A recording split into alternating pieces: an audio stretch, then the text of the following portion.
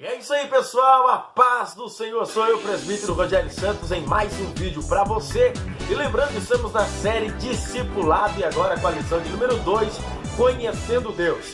Deixando já para você nessa introdução, para você que ainda não se inscreveu, não ativou as notificações, clica aí embaixo, se inscreva, ative as notificações, fique ligadinho para receber novos vídeos. E vamos, é isso aí, galerinha, vamos então aí de vídeo novo para vocês. Lição de número 2 na série Discipulado. E vamos com a lição agora, Conhecendo Deus. O texto descrito por Tiago, capítulo de número 4, verso de número 8, vai nos dizer assim: chegai-vos a Deus, e Ele chegará a vós. Nós vamos falar sobre quem é a pessoa de Deus, como é que Deus se apresenta e algumas qualidades ou então atributos. Primeira situação, conforme está escrito em Efésios 2:12, nós temos uma situação interessante que no tempo em que nós não conhecíamos Deus, não convivíamos com Deus, nós então éramos perdidos, vivíamos sem o Consolador, sem o Jesus que hoje nos salvou e nos redime, mas esse Jesus nos alcançou e nos deu vitória. Mas agora tem uma coisa interessante, que Deus quer que nós entreguemos a Ele todas as coisas, demos a Ele tudo e confessemos a Ele todas as coisas que está diante de nós. Então eu já começo essa matéria dizendo assim: ei,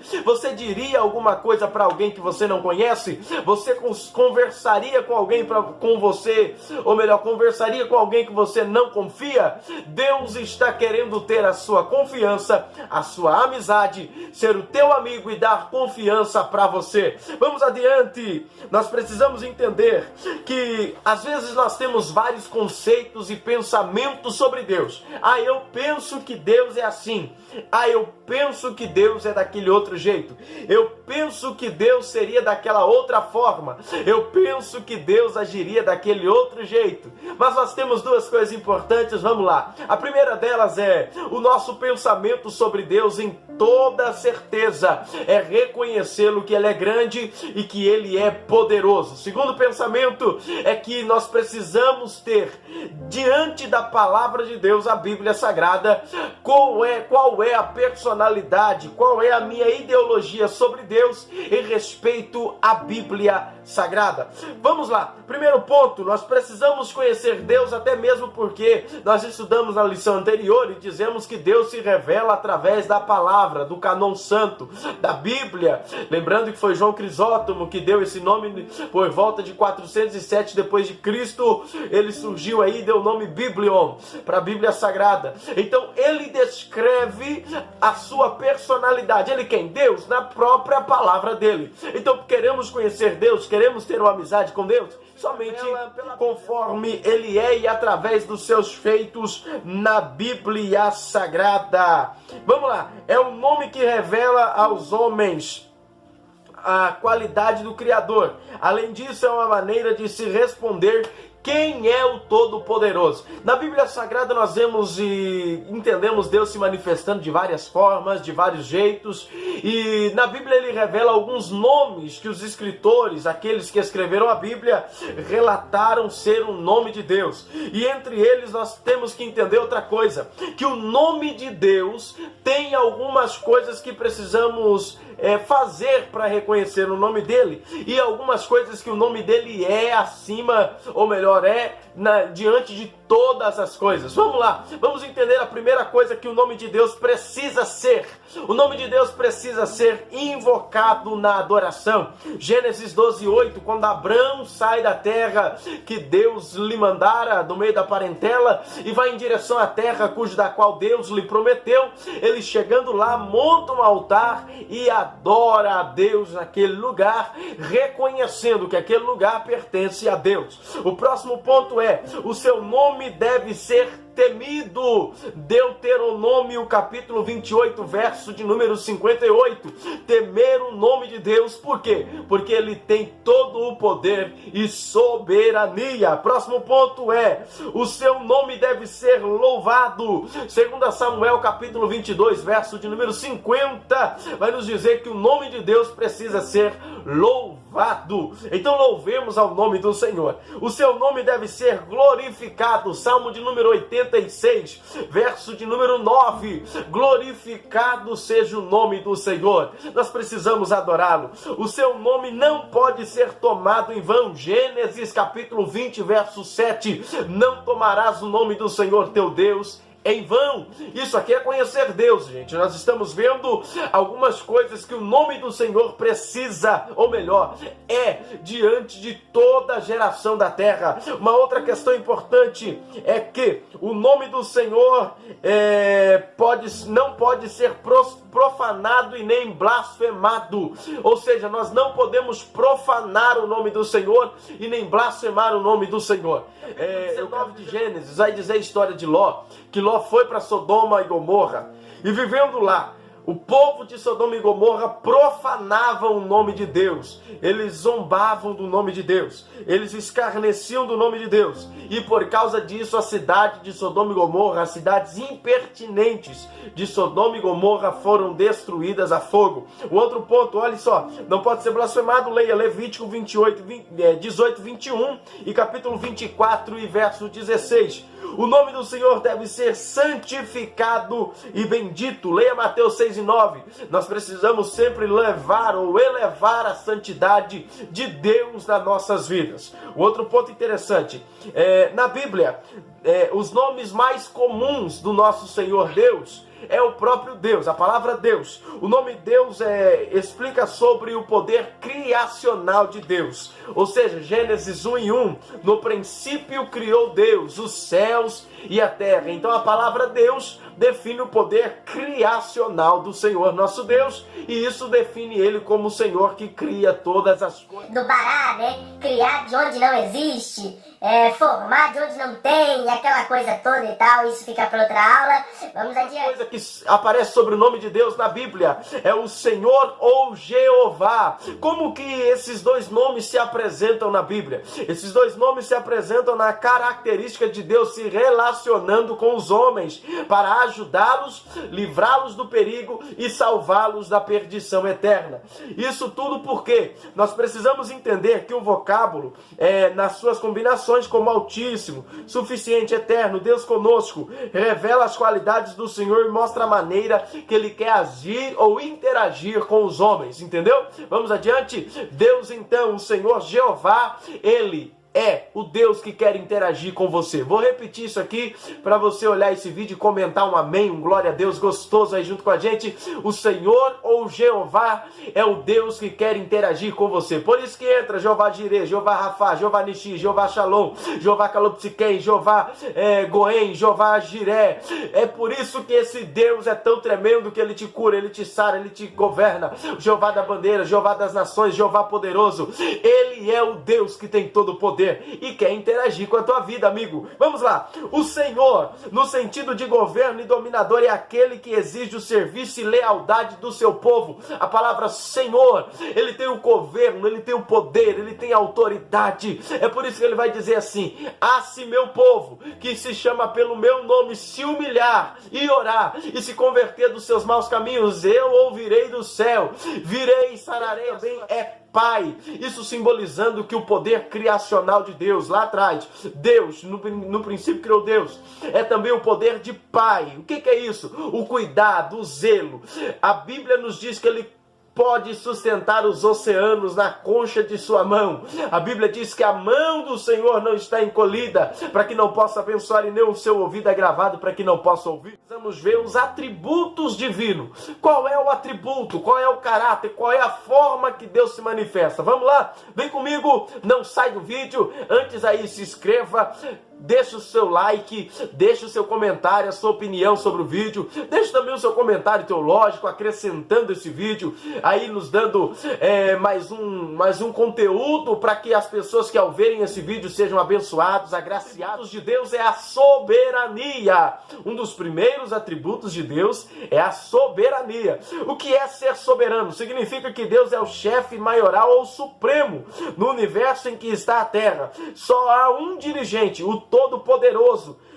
Para você que quer conferir isso, leia Salmo 103, verso 16. Vai dizer ali, ó: o controle do Senhor e os seus planos são de fato realizados. a soberania de Deus. Ele é acima de qualquer plano, acima de qualquer ideia, acima de qualquer conceito. E eu sei e creio nisso pela palavra de Deus, a revelação sacrossanta das Escrituras Sagradas, que a soberania de Deus é acima de qualquer coisa. É por isso que ele bará. O que é bará? É criar do nada. É por isso que do nada ele criou todo esse universo, criou a tua existência. Ele é soberano sobre tudo. O próximo ponto, ou então o próximo atributo de Deus é a eternidade. O nosso Deus é eterno, ele é sempre eterno. Ele é um Deus que cria a eternidade. Ele é um Deus que vive e governa sobre todo o tempo. É por isso que nós vivemos e dentro da área teológica nós citamos dois tempos que podemos dizer. O tempo Cronos, que é o tempo definitivo sobre o relógio. Quanto tempo vai ter? 2 horas da tarde, 1 hora, meio-dia. É o nosso tempo. O tempo Cronos vem de cronologia ou de cronos, de tempo. Esse tempo é o tempo que nós vivemos. Contamos 365 dias ou 366 para o ano bissexto. Contamos aí 24 horas por dia, 7 dias por semana, 30 dias por mês. Esse é o nosso tempo Cronos. Porém, há um tempo que nós não definimos, chamado de tempo Kairos. Esse é o tempo de Deus, cujo ele define, ele cria, ele faz, ele desfaz, ele escreve, ele apaga, ele manda, ele desmanda. É o tempo onde Deus se manifesta. E é nesse tempo que Deus tem preparado para você uma coisa diferente, porque o nosso Deus é eterno e não depende do nosso tempo. Vamos adiante, um outro ponto, um outro aspecto de Deus é ser onisciente. É um terceiro aspecto divino. O que é onisciente? É saber, é ter consciência de todas as coisas que acontecem ao seu redor e no cosmos num total geral. Deixa eu te dizer uma coisa, enquanto você vê esse vídeo, Deus sabe o que você precisa, Deus sabe aquilo que você necessita, como também Deus sabe o que você está fazendo ou o que você deixou de fazer. Deus conhece todas as coisas. No entanto, que a Bíblia vai dizer que a sabedoria é aluna de Deus, certo? Vamos prosseguir, então. Deus é onisciente, sabe todas as coisas. Mais um ponto extraordinário sobre Deus. O quarto aspecto de Deus é a onipresença. O que significa onipresença? Significa que enquanto eu faço esse vídeo aqui, Deus está comigo aqui nesse ambiente onde eu estou filmando. Só que uma coisa, enquanto você vê esse vídeo aí, Deus também está com você aí. Ele não se limita a lugar. Por quê? Porque Ele é tudo e em todos. O nosso Deus, Ele é presente em todos os lugares, devido à sua sacrossanta e bendita eternidade, da sua sacrossanta bendita grandeza e pela sua onipresença. Onipresença, o que significa isso? Estar presente em todos os lugares.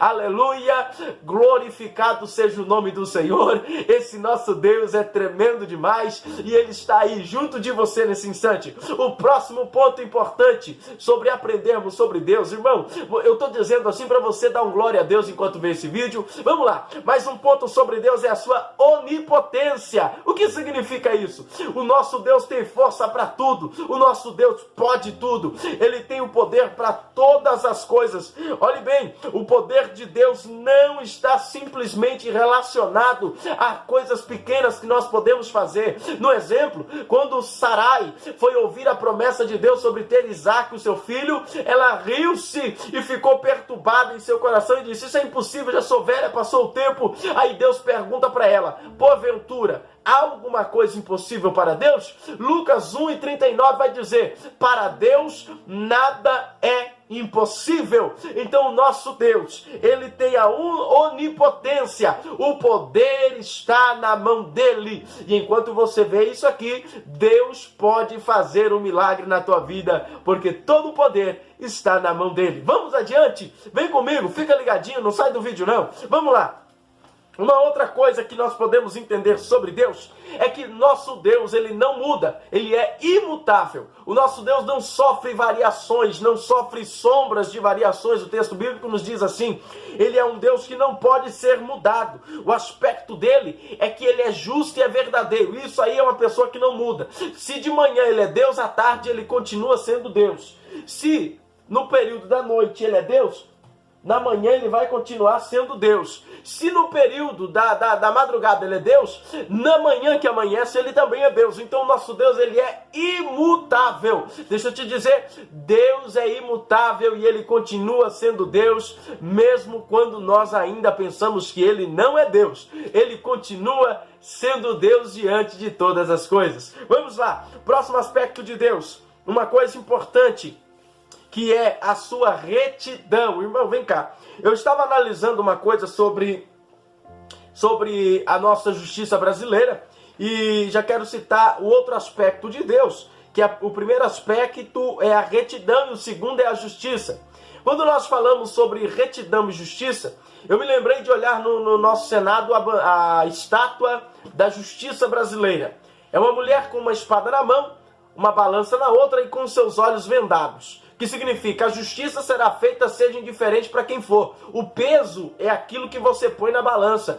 Conforme o teu peso, você será julgado pela espada que está na mão da justiça, porque ela não pode ver para julgar. Ela julga por aquilo que está realmente sendo pesado na balança. O nosso Deus é como se fosse aquela estatuazinha ali. Ele não vê em relação à justiça, mas a sua misericórdia nos livra de todo dia sermos destruídos e sentenciados por causa de uma promessa feita a Noé lá atrás, dizendo que não mais destruiria a terra com água, e depois pelo sacrifício de Cristo, agora que nós temos aí a divisão do tempo, né? Antes de Cristo e depois de Cristo, logo após Cristo morrer na cruz, ressuscitar ao terceiro dia, sair do sepulcro, ele diz que não mais haveria destruição e morte sobre a terra, até que houvesse o arrebatamento da igreja, porque o sangue de Jesus nos purificou de todo pecado e nos resgatando da morte. Por isso a retidão e a justiça de Deus são algo que não vai mudar, permanece para todo o sempre. Mais um exemplo para nós falar do seu aspecto divino é o amor. Outro detalhe, por que a justiça de Deus não nos é imputada com toda a soberania de Deus? Por causa do amor de Deus. João 3,16, o texto áureo da Bíblia que relata o amor divino é: porque Deus amou o mundo de tal maneira que deu o seu Filho unigênito para todo aquele que nele crê, não pereça, mas tenha a vida eterna. O amor divino nos protege, nos zela, nos guarda, nos ama de uma forma tão incondicional que a justiça de Deus não é executada por causa do amor divino. Uma outra coisa que nós precisamos ter dentro do nosso coração é que, ao conhecermos Deus, nós precisamos ser mudados por Deus. Por quê? Porque quando nós conhecemos o caráter divino entra dentro do caráter humano e transforma o caráter humano em parcialmente divino. Como assim, irmão? Nós precisamos entender que a vontade de Deus é que nós vivamos a vontade dele literalmente, tentando ser santo, justo, aleluia, conseguindo aplicar o poder dele na nossa vida através disso, pela palavra sacrossanta que ele nos deixou. Lembrando, conheça Deus, estude Deus, tente aprender de Deus, exaura da palavra de Deus os conteúdos que vão te levar para perto de Deus, porque Deus tem algo extraordinário para a tua vida. Essa é a série Discipulado. Você pode aí ativar as notificações, fique atento para receber mais vídeos. E para você que queira adquirir nosso material, nós estamos aí com a camiseta do ministério, ou seja, do Ministério PAV, porque pregar avivamento, viver Pentecostes. Está na frente estampado, muito bonito, escrito assim, ó: eu sou assembleiano. Este símbolo aqui, bem grandão para você, embaixo assembleiano, e isso vai ser uma bênção de Deus. Adquira o nosso material, nos abençoe. Para você que também queira, vai ter aí na descrição nossa rede social, também nosso número de WhatsApp, nos adicione e venha ser abençoado conosco. PAVP, pregar avivamento, viver Pentecostes.